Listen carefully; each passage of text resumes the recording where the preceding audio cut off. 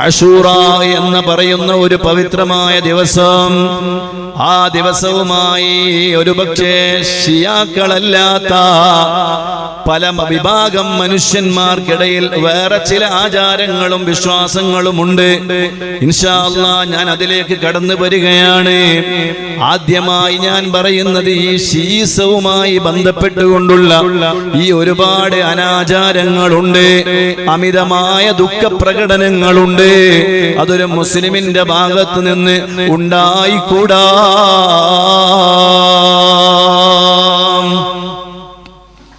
പരിശുദ്ധമായ ആശൂറായിന്റെ പവിത്രമായ ദിവസം, ആ ദിവസം വലിയ മഹത്വമുള്ള ദിവസമാണ്.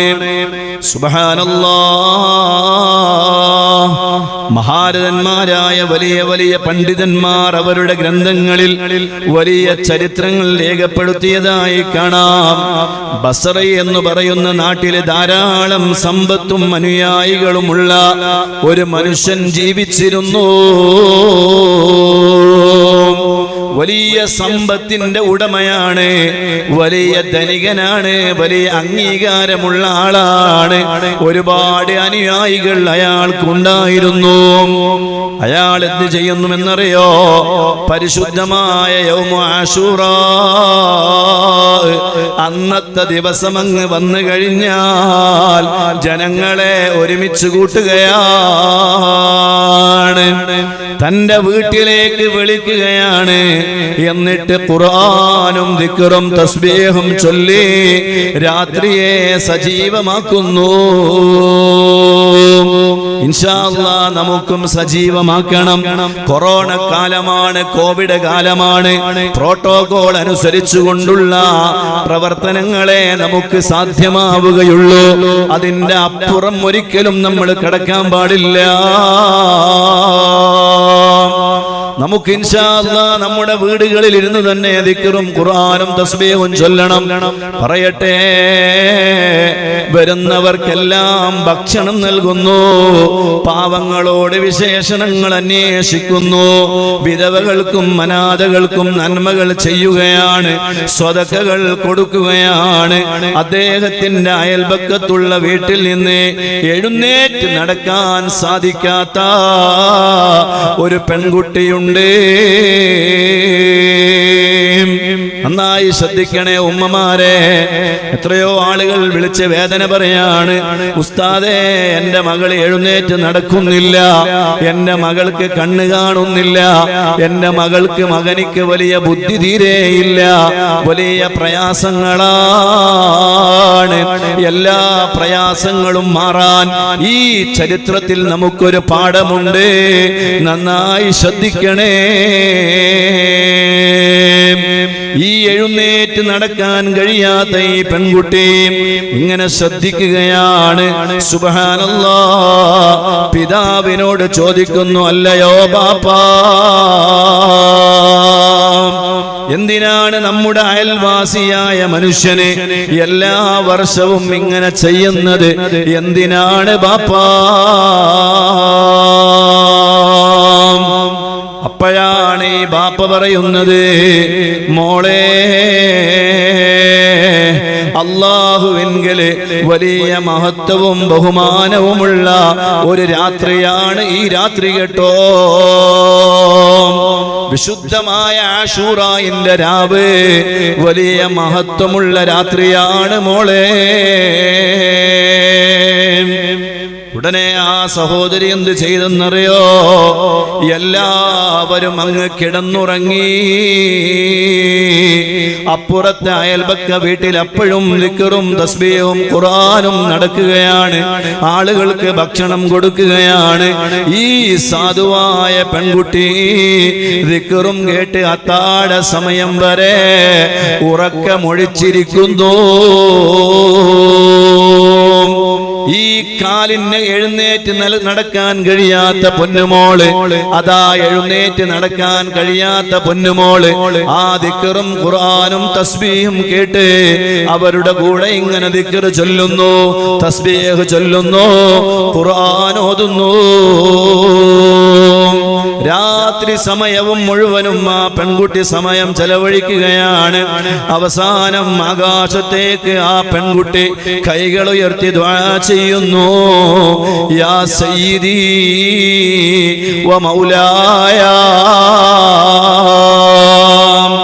ഓ എന്റെ റബ്ബേ, അല്ലാഹുവിനോട് ദുആ ചെയ്യുകയാണ്. ബിഹുർമത്തി ഹാദിഹിൽ ലൈലത്തി ഇൻദക, ഇന്നത്തെ ആശൂറായിന്റെ രാത്രിക്ക് നിന്റെ അടുക്കൽ വലിയ മഹത്വമുണ്ടല്ലോ റബ്ബേ. വബിഹൗലായിൽ അഖ്വാമിൽ ലദീന താബൂ യത്ലൂന ദിക്റക സാഹിരീന ഫീ ത്വാഅതിക ഇല്ലാ മാ അഫൈതനീ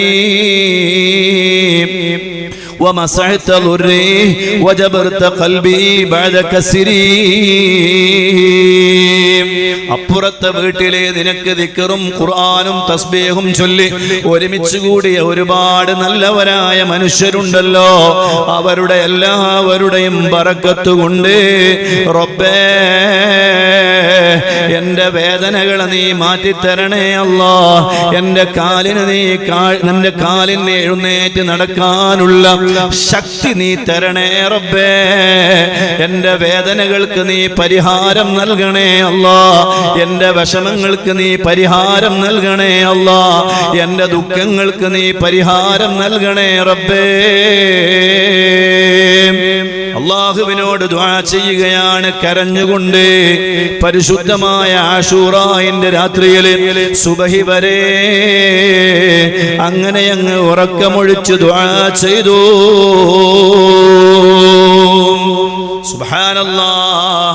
പ്രഭാത സമയമായപ്പോൾ ആ സഹോദരി തന്റെ ശരീരത്തിലേക്ക് അങ്ങ് നോക്കുന്ന സമയം ശരീരമതാ നല്ല അവസ്ഥയിലായിട്ടുണ്ട്. രോഗവും വേദനയുമെല്ലാം മാറി ആ സഹോദരി, ആ പെൺകുട്ടി എഴുന്നേറ്റ് നടക്കാൻ തുടങ്ങി. സുബ്ഹാനല്ലാഹ്. എഴുന്നേറ്റ് നടക്കാൻ തുടങ്ങി. നല്ല ആരോഗ്യമുള്ള മോളായി മാറി. അല്ലാത്ത ആരോഗ്യമെല്ലാം ശിഫയായി. ആ പെൺകുട്ടിയുടെ പിതാവ് രാവിലെ എഴുന്നേറ്റ് നോക്കുമ്പോൾ തലേന്ന് രാത്രി വരെ കിടന്ന് ആ കിടത്തത്തിൽ നിന്ന് എഴുന്നേൽക്കാൻ സാധിക്കാത്ത പൊന്നുമോള് എഴുന്നേറ്റ് നടന്നു വരുന്നത് കണ്ടപ്പോൾ ആ മകളോട് ചോദിക്കുകയാണ്, മോളെ നിനക്കെന്താണ് സംഭവിച്ചത്? അപ്പോഴാണ് ആ മകള് പറയുന്നത്, യാ അബത്തി, ഓ എന്റെ പൊന്നാര ബാപ്പാ,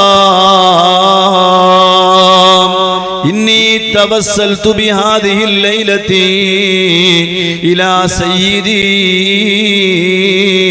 ഫഅസാല ദുരി വഅഫാ ജസദി.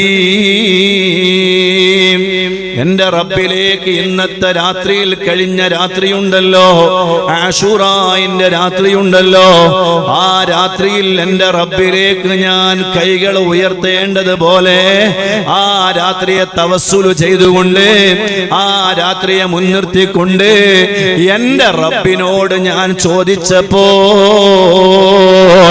എന്റെ റബ്ബ് എന്റെ വേദനകളെ മാറ്റിത്തന്നു, എന്റെ പ്രയാസങ്ങൾ നീങ്ങിക്കിട്ടി. സുബ്ഹാനല്ലാഹ്.